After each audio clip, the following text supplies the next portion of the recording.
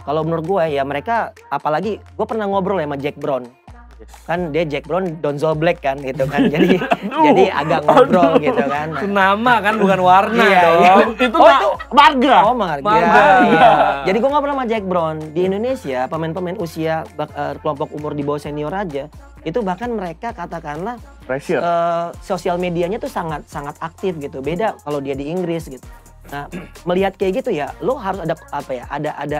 Ada hal yang harus lo bayar, yaitu tadi ada pressure dari netizen. Lo harus siap di era sosial media kayak sekarang. Kalau gue sih lebih menekankan ini adalah tim muda ya, yang masih menurut gue untuk Piala Dunia Under Jangan 20. di pressure berarti? Jangan ada pressure dulu, biarkan mereka bermain, biarkan mereka berkembang, biarkan mereka mendapatkan lawan-lawannya dari segala kondisi ya, atau situasi, entah mau lawan Brunei, atau selevel Vietnam, atau selevel Thailand, atau yang lebih sulitnya nanti. Karena memang puncak dari tim ini adalah Piala Dunia U20 di tahun depan ya. Jadi Buat gue mereka bukan anak-anak lagi. 19 tahun itu buat gue saatnya mereka juga memiliki prestasi. Supaya apa? Memiliki percaya diri, confident yang bagus pada saat menghadapi Piala Dunia besok. Tendangan penjuru di menit akhir. sambungkan bola ke kotak penalti.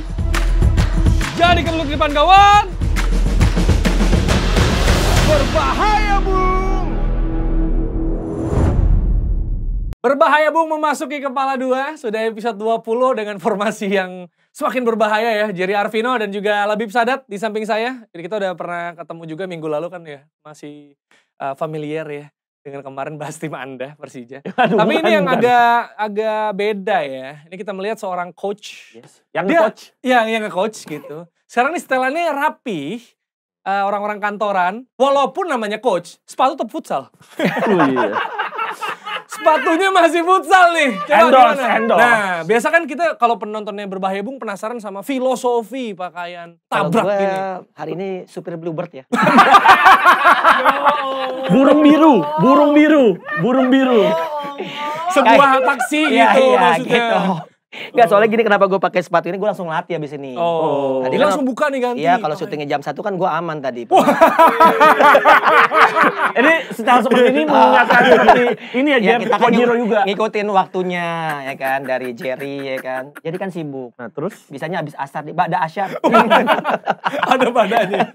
Apa kabar Coach Sonso? Wah, luar biasa lah. Luar biasa ya? Senang Makin banget. segar pasti ya? Segar banget ngeliat Labib juga kemarin Iya. ya kan. Dengar-dengar ini pada bilang pesugihan futsal podcast. Iya. Oh, futsal ya? Ada Di mana-mana ada mana-mana. futsal podcast. Ada di mana-mana Ya dia. karena emang nggak ada yang main di sana kan. Oh. Nggak ada yang main di Ini sana. Kan kesempatan ada yang masuk. pernah di sana tapi udah pergi ya kan. Oh. Ya itulah. Ya, tahu semua Ya, kita. I know. Iya, iya. Karena- Bingung ya ngomongnya. Iya, iya. Tapi gini, tapi yang lagi rame sekarang itu kan adalah AFF U19. Betul. Yang lagi rame juga. Dan sebelum kita bahas performanya, jersey-nya juga sudah rilis ya. Dengan Ya. timing yang sangat luar biasa gitu. Ya, temanya retro ya. Retro. Tema retro karena menurut dari desainernya yaitu Mas Fajar. Jadi ini jersey timnas tahun 2002 ini terinspirasi dari kesuksesan di SEA Games 87. Oh. Sekala itu Ribut Wahidi dan kawan-kawan meraih medali emas. Ya, dan pas launchingnya ada Rulinere. Ada Betul, Robi Darwis pemain-pemain juga. saat itu ya. Ya pemain yang membawa Indonesia meraih medali emas SEA Games itu kan. Heeh. Dan away-nya juga ada, gue suka banget kerahnya yang ada Ijo-ijo gunung itu dan ya. laut itu kan. Yes. Menggambarkan Indonesia gitu. Hijau dan biru ya. Ya, jadi lu tertarik gak? Yang mana yang lo lebih suka? Gue tertarik, yang mana aja dikirim gue terima kok. Ya mahal ya. Lumayan mahal soalnya Ini harganya. yang bikin bangkrut nih orang-orang ini. Desainernya aja beli katanya. Jadi kita beli juga dong. Ya kan dia- Support. ya kan dia- Desainer beli nih. Iya, Masa katanya. sih? Masa? Katanya. Oh. Saya aja beli mas gitu. Ya kan Percaya dia- katanya tuh. Kan dia digaji. Balik modal. Bama. Iya, iya, iya. Tapi itu jersinya bagus ya. Kita Ya. suka banget jersinya. Betul, betul. Respect pastinya untuk Kita yang desain. Kita suka jersinya aja sih. Lanjut. Penampilannya? Nah ini penampilannya. Oh. AFF U19 di mana lawan Vietnam imbang, lawan Brunei menang, oke lah kita kayaknya nggak perlu merayakan itu karena toh skornya sama kayak Myanmar juga. Ya betul. Dan walaupun babak pertama kalau nggak salah 5 atau 6. Enam. 6 ya, Enam. tapi ternyata cuma sampai 7. Kita Oh. nggak tahu apakah disuruh tahan sama STY ataukah ya udah aja udah cukup Yes. supaya nggak cedera segala macam. Tapi lawan Vietnam dulu kita bahas. 0-0. Yes. Banyak yang bilang harusnya kita menang dong. Ya gua kalau melihat secara statistik permainan bagaimana juga Indonesia mendominasi jalannya pertandingan, seharusnya Indonesia mendapatkan 3 poin, apalagi gue melihat Marcelino, Ferdinand dan juga Ngajak Ron- tos. Ronaldo Kuati. Ada gimmicknya. Ronaldo Kuati itu mendapatkan beberapa peluang ya, termasuk salah satunya tendangan jarak jauh dari Marcelino yang membentur tiang gawang Iya. Dan menurut gue memang harusnya sih 3 poin, tapi harus dilupakan. Yang gue sesalkan cuma banyak bulian untuk pemain-pemain timnas U19 yang menurut gue nggak layak lah disematkan kepada mereka.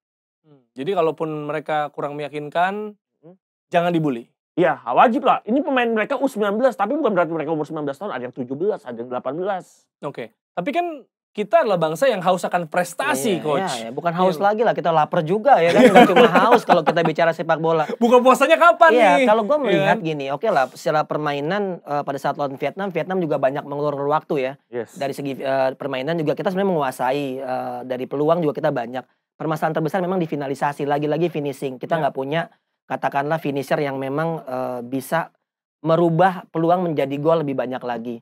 Tapi gue melihat dari sudut pandang gini.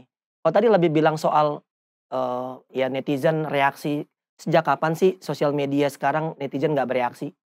Kalau menurut gue ya mereka, apalagi gue pernah ngobrol sama Jack Brown. Kan dia Jack Brown, Donzel Black kan gitu kan. Jadi agak ngobrol gitu kan. Itu nama kan, bukan warna Iya, dong. Itu marga. Oh, marga. Marga. Iya. Jadi gue ngobrol sama Jack Brown. Di Indonesia, pemain-pemain usia kelompok umur di bawah senior aja, itu bahkan mereka katakanlah Pressure. sosial medianya tuh sangat aktif gitu. Beda kalau dia di Inggris gitu. Nah, melihat kayak gitu ya, lo harus ada apa ya? Ada yang hal yang harus yang lo bayar, yaitu tadi ada pressure dari netizen. Lo harus siap di era sosial media kayak sekarang. Menurut gua mereka Marcelino sama Ronaldo pada saat lawan Vietnam memang nggak well perform. Mereka lebih individualistis. Ya. Nah ini yang harus bisa dibilang ada kontrol sosial. Menurut gua penting dari netizen. Makanya ya gue selalu bilang bahwa kan gue pernah bilang ya di Berbahaya Bung juga bahwa negara Indonesia itu negara supporter bukan negara sepak bola. Ya. Jadi kalau supporter itu kadang-kadang bisa merubah berbagai macam keputusan. Dan menurut gua seharusnya memang Ronaldo sama Marcelino yang notabene mereka udah berpengalaman di level yang lebih tua lagi ya kan, Ya. pernah masuk ke level yang lebih tua. Betul. Harusnya mereka bisa mengemban tugas yang lebih baik lagi, lebih dewasa. Tapi bicara yang tadi coach bilang mereka pernah membela U23, bahkan pernah senior. Hmm. Apakah Marcelino juga kenapa mereka individual? Mereka mungkin menganggap mereka udah terbiasa misalnya ketika bermain di senior atau bermain di kelompok U23, mereka mungkin punya kualitas teman atau teammate di dalam lapangan yang berbeda dengan U18 atau U19 ini, coach. Kata Peter Parker nih ya, ini gue kasih tahu nih. Kalau lu Spiderman dapatin kekuatan yang besar, lu punya tanggung jawab yang besar. Kalau lu pemain bagus, nggak lu sendirian, tapi lu bisa ngangkat timnya kayak gitu. Itu yang gue lihat nggak ada di pertandingan pertama. Tapi sekali lagi, gue juga ngefans sama Marcelino sepanjang musim kemarin ya, karena gimana juga nih pemain emang luar biasa, punya visi yang sangat luar biasa. Tapi di satu sisi, gue juga merasa dia seharusnya bisa ngangkat pemain-pemain yang lain. Menurut gue sih nggak terlalu jauh lah secara kualitas gitu. Ronaldo juga sebenarnya bagus, tapi dia nggak tahu kapan harus ngeluarin skillnya. Jadi semuanya dipakai skill terus gitu. Mungkin karena nama dia Ronaldo. Ya kan? Tinggal kurang shoe Betul, aja. ya kan? Kurang shoe. Ya artinya Ronaldo 9 kayak Ronaldo 7 ya kan. Mungkin dia ngerasa itu gabungan ya kan. Betul. Jadi gue ngelihatnya, please Ronaldo kalau nonton ini. Ya gitu. Maaf agak berantakan. Iya Tapi benar. kalau menurut Nama gua lu sih- Kuateh bukan Nazario Iya, gitu iya, ya. gitu. Nama lo Kuate kan nama bapak lo itu juga ya kan. Itu dari gue mungkin gitu. Iya, tapi gini sebenarnya kan kalau tadi soal individual, kalau soal tadi mungkin ada Marcelino beberapa mispass ya, hampir Yes, bikin kebobolan juga, mungkin bisa dibilang juga sorotan dari para netizen, dari Yep. masyarakat Indonesia juga ke mereka berdua karena ya mereka punya pengalaman tadi dibilang. Iya. Yes. Jadi sebenarnya akan sangat wajar bila mereka diharapkan juga untuk mengangkat teman-temannya. Yes. Tapi kita lagi-lagi kita harus ingat, mereka ini masih muda gitu. Betul. Kan kita juga waktu umur segitu bukannya ada rasa, oh ini teman-teman gue nggak bisa ngangkat, jadi kayaknya harus gue ada yang beraksi gitu. Iya. Apakah itu bukan kewajaran? Kan apa gue sih pertama kepada Marcelino dan juga Ronaldo ya, terutama Ronaldo yang seorang striker, naluri dia seorang striker yang haus akan gol, jadi wajar lah menurut gue dia agak sedikit egois. Bahkan terlihat memang egois banget, mungkin yaitu dia ingin menunjukkan apalagi di menit-menit terakhir untuk mencetak sebuah gol agar timnas Indonesia meraih kemenangan. Jadi menurut gue kita juga nggak bisa selalu memberikan kayak apa ya, bulian atau serangan yang sangat tendensi terhadap Ronaldo dan Marcelino. Alangkah baiknya kita tetap support atau kritik yang membangun terhadap kedua pemain ini. Oke, tapi kalau terlepas dari permainan mereka dulu deh, kalau secara kolektif tadi Bung Bung, Coach Donzo ke bawah. Bang kan berbahaya, Bung. Oh iya. Kan? Oke, Jadi, Enggak dong. dia Enggak dong. Iya oke. Nggak, kalau secara kolektif gitu, lawan Vietnam tadi, kan mereka penampilan udah, tapi harusnya kan kita bisa meraih kemenangan. Atau mungkin lawan Brunei skornya bisa lebih besar, atau emang segitu aja udah cukup untuk menyamai Myanmar gitu? Gini. Secara kolektif. Gini, kalau kita bicara, lo mau kemana kan? Tadi lo bilang Oke, di awal oke. ya. Mau kemana tim ini? AFF U19 ini mau kemana? Buat gua, kalau ngelihat dari 2 pertandingan sebelumnya saat menghadapi Vietnam maupun menghadapi Brunei. Brunei. Menurut gua masih belum yakin dengan apa yang bisa dilakukan STY terhadap tim ini. Kenapa gue bilang seperti itu? Ini masih level Asia Tenggara.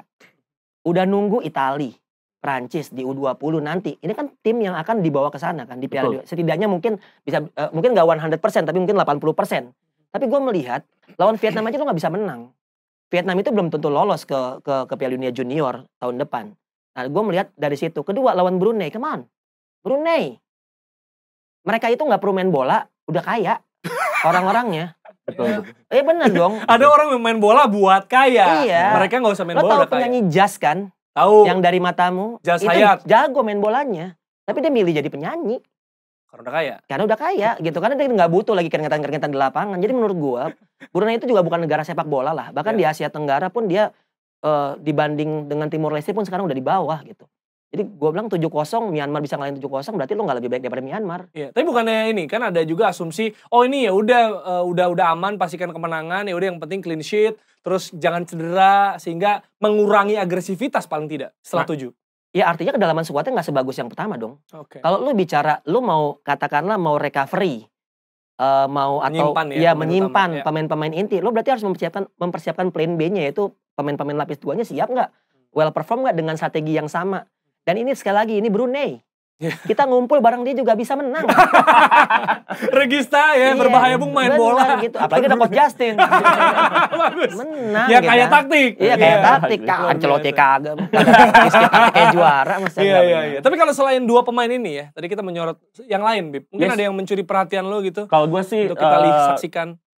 Kakang Rudianto kalau gue. Kakang. Ya. Kakang Rudianto yang di pertandingan pertama ketika melawan Vietnam oleh Coach Sintayong ditempatkan sebagai center back. Oke.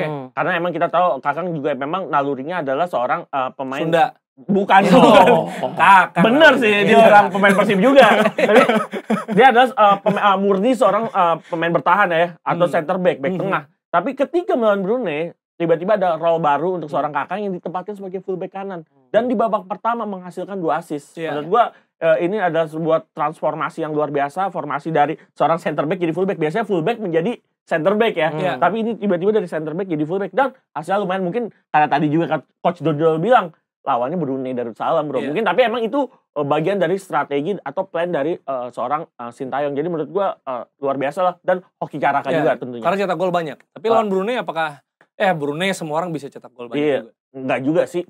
Bagus berarti. Ferrari nggak cetak gol lawan Brunei. Jadi menurut gua hoki Caraka dan Kakang Rudianto selain Marcelino dan Ronaldo mendapatkan spotlight buat dari diri gue sendiri. Iya, setuju Coach Johnson? Gue setuju dengan Kakang ya. Kalau Ya. soal Kakang tadi gue lihat nonton pertandingannya tuh dia bisa memberikan pilihan dalam hal penyerangan. Artinya seorang fullback yang modern menurut gue. Ya. Yes. Dan memang cutback-cutbacknya juga membahayakan ya. Yes. Jadi itu yang menurut gue kita sering ketemu dengan back sayap di Indonesia atau fullback itu apa-apa crossing. Kalau lebih bilang long ball insya Allah kan Iya, gitu. long ball. Kalau ini enggak, dia ngelihat gitu. Kapan gue harus cutback, kapan gue harus crossing, dan ini gue suka dari Kakang gitu. Dan menurut gue Kakang bisa mungkin Arhan baru lah ya. Kalau kita bicara atau Asnawi baru lah dari segi posisinya. Yes. Nah itu gue melihat banyak hal yang baik di sini juga. Tapi kembali lagi, this is lawan Brunei, lo pressure-nya nggak tinggi. Kita syuting hari sore ini nanti malam akan tanding ya lawan Thailand. Nah ini Thailand, kan ya. sebenarnya trial sesungguhnya menurut gue. Ya. Dan ini tim yang emang wajib kita kalahkan. Gimana juga Thailand punya nama besar di level Asia Tenggara, mau di level junior sampai senior pun mereka sangat kuat. Kalau lu mau bisa meyakinkan publik sepak bola Indonesia bahwa lu punya peluang di Piala Dunia besok, malam ini harus menang. Oke, harus membuktikan di sini. Yes, betul. Nah ini bikin pro kontra ya. Dari kita sendiri pun mungkin kita merasa apa yang seharusnya kita bebankan ke mereka atau justru nggak usah. Karena banyak yang bilang ini kan usia muda, nyarinya bukan menang, nyarinya tuh pengalaman, nyarinya bagaimana mereka bisa menemukan jam terbang yang baik sehingga nantinya gitu diharapkan ketika timnas senior pastinya itu bisa pantas dirayakan. Tapi di sisi lain haus prestasi tadi haus dan lapar ya kan. Dan juga ya ada momentumnya gitu kan kayak kemarin SEA Games juga aduh dikit lagi gitu. Kalau gue sih lebih menekankan ini adalah tim muda ya yang masih menurut gue untuk Piala Dunia Under Jangan di 20. pressure berarti. Jangan ada pressure dulu, biarkan mereka bermain, biarkan mereka berkembang, biarkan mereka mendapatkan lawan-lawannya dari segala kondisi ya atau situasi entah melawan Brunei atau selevel Vietnam atau selevel Thailand atau yang lebih sulitnya nanti.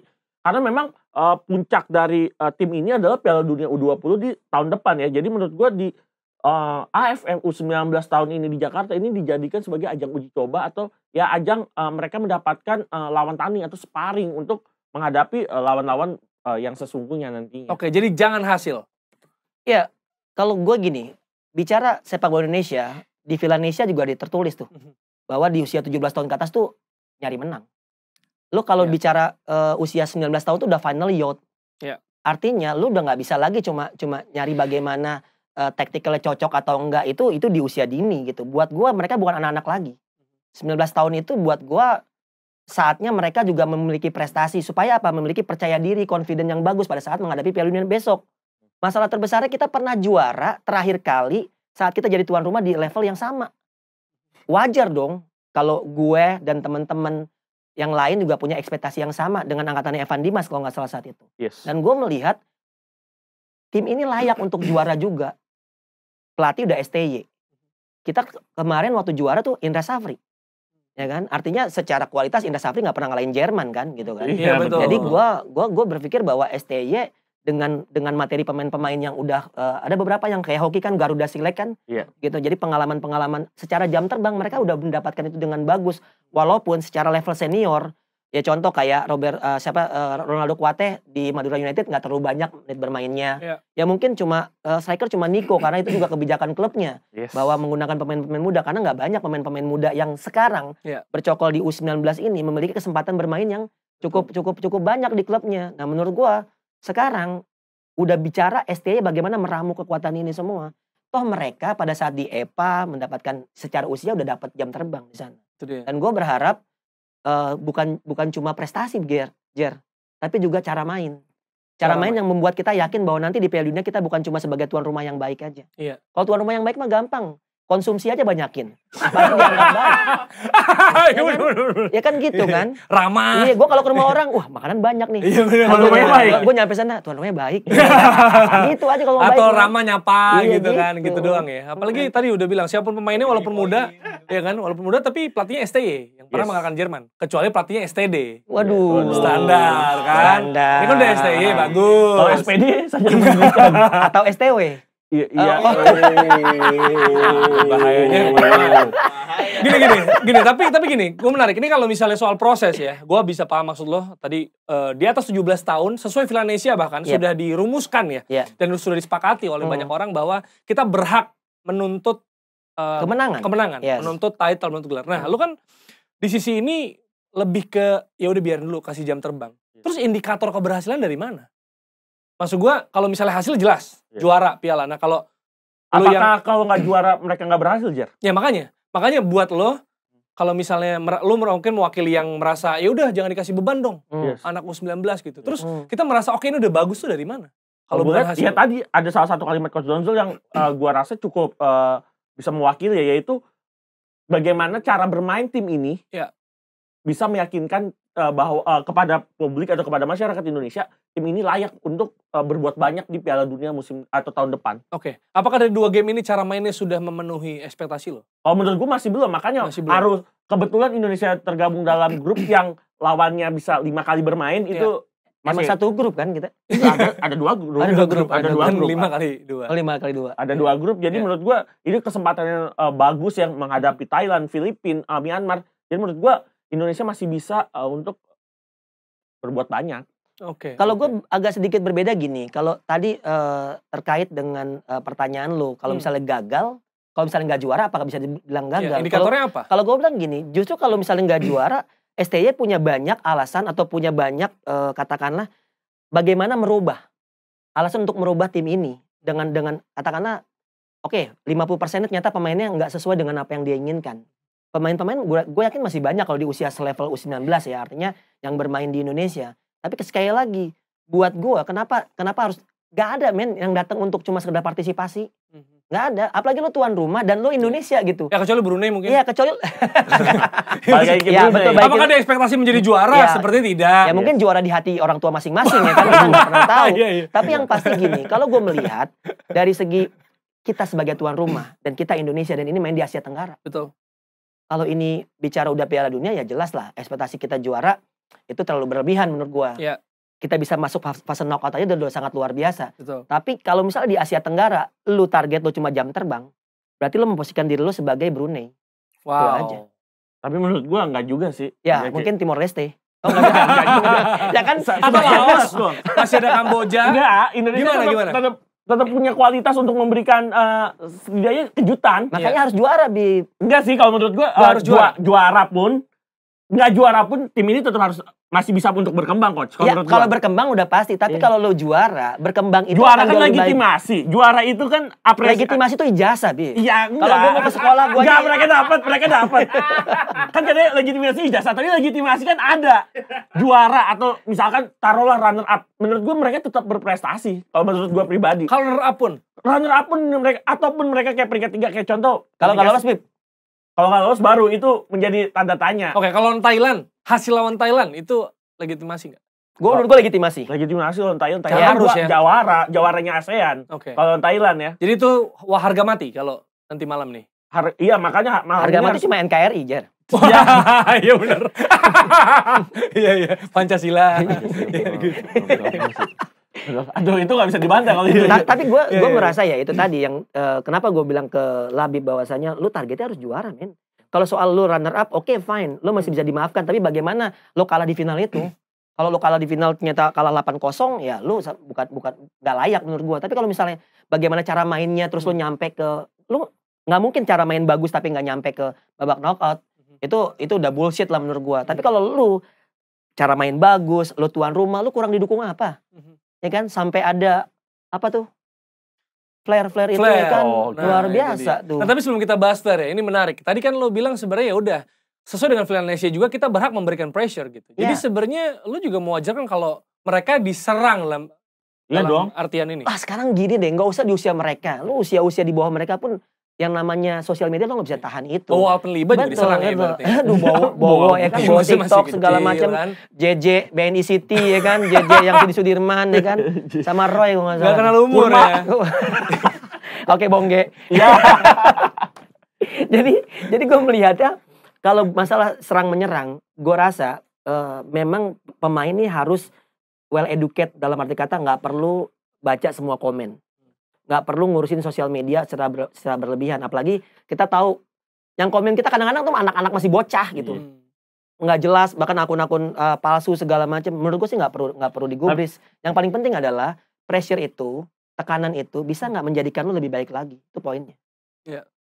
Tapi banyak yang membandingkan pastinya kalau ya misalnya Ronaldo di usia muda ya, itu Witan bisa bagus, itu Ya. Egy bisa bagus, itu berarti nggak fair kah? Kalau kita lihat sebenarnya itu bisa loh. Kalau dengan umur segitu juga udah sampai level segitu gitu. Ya memang bisa. Memang bisa. Poinnya jangan membanding-bandingkan sih menurut gua. Artinya kalau kita bicara kelompok usia 19, lu udah harus mempressure mereka dengan kemenangan. Apalagi lu bertindak sebagai tuan rumah, apalagi lu juga mempersiapkan tim ini sebagai tim yang akan berlaga di Piala Dunia besok. Gua rasa Piala Dunia junior ya. Ya. Gua rasa kayaknya nggak mungkin kalau misalnya kita nggak pasang target tinggi. Iya, apalagi kita punya pengalaman baik sebelumnya ya. Ya. 3 kali perunggu, juara juga, waktu jadi tuan rumah. Kalau kita jadi juara kan ada yang ini posting TikTok juga kan gitu. Jadi kan masa udah bangun dini hari, iya, udah bangun dini hari begini-begini. nggak dapet Apalagi kan gelar. kalau big match kan 20-30 biasanya ke atas iya. kan. Dan kuota video call kan juga perlu dipakai. Itu dia. Oke. Tapi kita tadi ngomongin soal Flare ya. Ngomongin soal Flare, Labib nih sebagai supporter banget nih ya yang katanya udah datang ke berapa Dari stadion? lahir udah ngirup asap flare. Kayaknya belum rame di saat itu. Dia awalnya ngecen. Akhirnya. Bib, lu kan udah merasakan banyak Sempat juga gitu ya. Hmm. Ini soal Flair nih gimana? Isunya kemarin rame karena STY memberikan komentar soal Flair. Yang mana memang akrab-kerap di apa ya? Flair sama supporter nih ada di satu kalimat yang sama gitu. Betul. Apalagi supporter yang bisa dikatakan garis kerasnya Yes. suatu klub ya. Jadi menurut gue memang gua pun pernah membawa Flair juga ke dalam stadion dalam pertandingan Oh, resmi. Dulu. Jadi lu yang Ya ngajarin. beberapa hari yang lalu juga dulu sih. Ya, jujur aja gue pernah bawa Flair kok ke SEA Games 2017 Kuala Lumpur. Oke. Luar negeri bahkan. KL. Luar negeri. Oke. Lu beli di mana tuh? Parung. Enggak, gue bawa dari rumah. Oh, keren. Biasa di Parung Dari kalau rumah. petasan. Tapi lolos tuh ya. Lolos. Karena memang ketika itu kan dia bukan benda cair kalau di bandara. Oh. Ya, Benda apa sih? Padat. Terus habis itu gue juga sebenarnya gue juga nggak pengen berkomentar jauh tentang Flair ya, tapi mungkin sebenarnya memang dalam aturan pertandingan kan juga AFF juga nggak dalam naungan FIFA ya, tapi dalam naungan AFF itu sendiri seharusnya memang kan nggak boleh ya. Ya, secara regulasi. Secara regulasi memang nggak boleh adanya asap ya, suar, bukan Flair ya. Suar. Orang yang tahu suar. Tapi apa bisa memang secara nggak boleh, tetapi ketika dalam pertandingan dibuat suatu aturan agar sebenarnya penggunaan VAR itu bisa dalam waktu yang tepat gitu, Jer. Misalnya Mungkin apa? sebelum pertandingan, Oke. sebelum national anthem boleh digunakan, atau sebelum kick off, atau 5 menit setelah wasit meniup peluit panjang, atau setelah berakhirnya pertandingan. Oke, berarti implementasinya harus ada petugas yang bersiap untuk menegur kalau itu Betul. terjadi lewat. Maaf mas, Atau sudah 6 menit. belum waktunya. 7 menit nih. Itu bisa masuk emang nggak dijaga, maksudnya nggak di Sebenarnya sih ada metal detektor. detektor, itu nggak metal detektor, ada deteksi dari Iya. petugas atau steward ya, tapi Lolos. kadang-kadang ada yang lolos aja, ada yang taruh di shell kadang-kadang. Oke. Ada Lo kadang-kadang waktu itu taruh di mana? gue taruh di betis. Taruh di Oh, gigi. nanti malam lawan Thailand rencana taruh di mana? Udah Malah enggak, edukasi. Edukasi gue supporter. udah nggak berani. Biar Gue lolos. udah gemeteran sekarang, nariknya udah nggak kuat gue. Iya. Umur Nah ya. ini menarik ya, karena Labib aja yang supporter dan pernah menggunakan itu bahkan. Pernah gua. Oknumnya nih, Iya. dia nggak ingin berkomentar soal itu. Iya. Tapi pelatih tim nasional kita justru malah berkomentar soal Ya, itu. ini Nah, yang Coach Zonsol, lu Nah. pelatih juga. Iya. Kalau lu jadi STY, apakah lu akan berkomentar soal Flair? Ya, gue jujur ya, gue bingung kadang-kadang sama STY. Gue nggak tahu waktu dia kontrak tuh job desk juga komentarin Flair juga apa kagak ya. Karena menurut gue sekelas STY itu nggak perlu komentarin hal seperti itu. Kenapa? Oke. Mendingan dia fokus ke timnya aja.